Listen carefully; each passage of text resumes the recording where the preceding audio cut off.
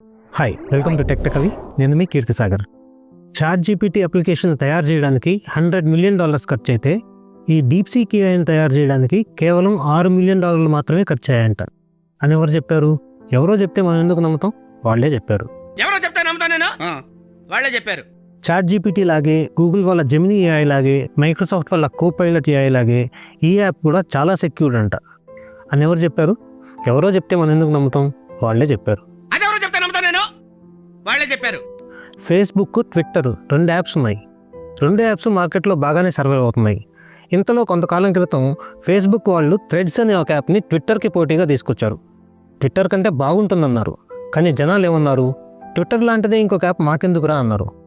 అలాంటిదే గూగుల్ వాళ్ళు కూడా గూగుల్ ప్లస్ అనే ఒక యాప్ని తీసుకొచ్చారు గతంలో. పాపం అది ఇప్పుడు లేదనుకోండి, ఎత్తేశారు. ఈ యాప్ సెక్యూర్డ్ కాదు అని నిర్ణయించాల్సిన అవసరం లేదు. ఈ యాప్ సెక్యూర్డే అని ఖచ్చితంగా చెప్పలేకపోయినా సరే సెక్యూరిటీ విషయంలో యూజర్సే జాగ్రత్త పడాలి. అర్థమైందా? ఏమర్థమైంది? నువ్వు చెప్పే మాటలు నేను నమ్మకూడదని. ఈ జనరేటివ్ ఏఐ రెవల్యూషన్ని December 1, 2022లో చాట్ జీపీటీనే స్టార్ట్ చేసిందని చెప్పుకోవాలి.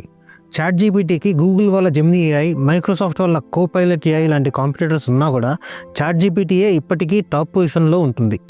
చాట్ జీపీటీ ఇంకా టాప్ పొజిషన్లో ఉండడానికి కారణం మిగతా కాంపిటీటర్స్ అందరికంటే కూడా చాట్ జీపీటీ చాలా ఫాస్ట్గా ఇన్నోవేషన్ చేసుకుంటూ యూజర్స్కి కొత్త ఫీచర్స్ని ప్రొవైడ్ చేస్తూ ముందుకెళ్ళడమే.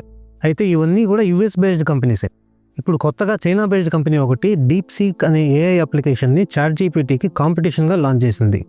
దీని పర్ఫార్మెన్స్ కూడా చాలా బాగుందని ప్రశంసలు అందుకుంటుంది. ఒకవేళ డేటా థెఫ్ట్ అంటూ జరిగితే ఎవరికి ఎక్కువ నష్టం? మనలాంటి ఇండివిజువల్ యూజర్స్ కంటే కూడా చాట్ జీపీటీ లాంటి యాప్స్ కంటే తక్కువకు వస్తుందని ఏ కంపెనీలు అయితే ఈ యాప్ యొక్క APIని వాడుకుంటారో సెక్యూరిటీ ఇష్యూస్ అంటూ తలెత్తినప్పుడు ఆ కంపెనీల యొక్క సెన్సిటివ్ డేటా తస్కరించబడుతుంది.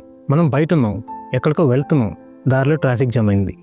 కొద్దిసేపు వెయిట్ చేసిన తర్వాత మన పక్కన ఉన్న లేను మనకంటే ఫాస్ట్గా వెళ్తుంది అనిపిస్తుంది. మనం మెల్లగా పక్క లేన్లోకి షిఫ్ట్ అయిపోతాం. ఇంకొద్దిసేపటి తర్వాత మనం ఇందాకున్న లేనే ఫాస్ట్గా వెళ్తుంది అనిపిస్తుంది.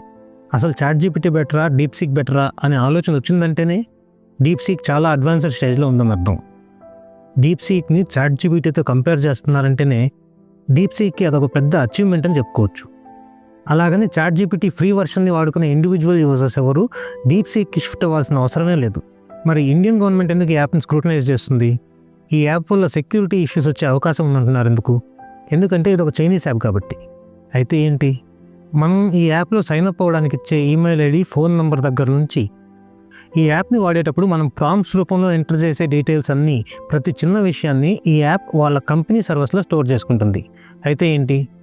ఈ సర్వర్స్ అన్నీ చైనాలో ఉంటాయి. అయితే ఏంటి? కానీ ఇండియాకి సంబంధించి ఈ యాప్ యొక్క డేటాని ఇండియాలో ఉన్న డేటా స్టోర్స్లోనే స్టోర్ చేస్తామని ఇండియా సెంట్రల్ IT మినిస్టర్ చెప్పారు. ఏ సెక్యూరిటీ రీజన్స్ వల్ల టిక్టాక్, షేరిట్ లాంటి యాప్స్ని ఇండియాలో బ్యాన్ చేశారో, ఏ సెక్యూరిటీ రీజన్స్ వల్ల PUBG లాంటి గేమ్స్ని ఇండియాలో బ్యాన్ చేశారో, అవే సెక్యూరిటీ రీజన్స్ వల్ల, అవే సెక్యూరిటీ భయాల వల్ల ఇప్పుడు ఈ యాప్ని ఇండియన్ గవర్నమెంట్ స్క్రూటనైజ్ చేస్తుంది. మన ఛానల్ ఇంకా సబ్స్క్రైబ్ చేసుకోలేదా? అయితే ఏంటి అనుకోవద్దు, సబ్స్క్రైబ్ చేసుకోండి.